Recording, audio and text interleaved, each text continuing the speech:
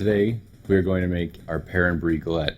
This is absolutely one of my favorite things to make. It's so luscious and beautiful. It's excellent for the holidays. To begin with, what we're going to do is put our apricot jam in a pan with a little bit of the butter, a half a teaspoon of vanilla. So we're just using a pinch of cardamom, and 1.5 tablespoons of flour is going to go into this mix as well. As soon as that comes together, we're done. Just set that to the side. Next, we want to do is slice our pears. Cut around the core. We want to slice them very thinly. So we have our chilled dough.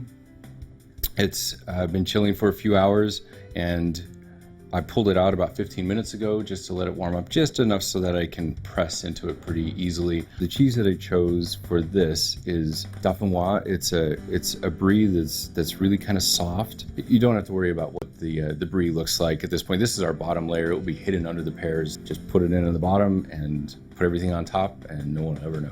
We have Chandler walnuts, which are from California. They're just absolutely outstanding. We'll take about 2/3 of our mixture and put it here. We'll save the rest of that to drizzle over the top of the pears. Simply take the sliced pears and just arrange them however you see fit. Whatever feels right to you.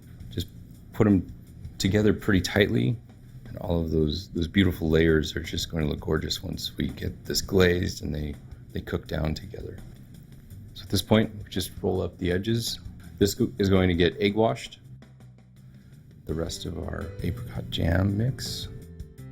We're going to cook that for about 35 to 45 minutes, 375. I always spin it at about 20-25 minutes just so the browning is even, and I want to check how those pears are doing.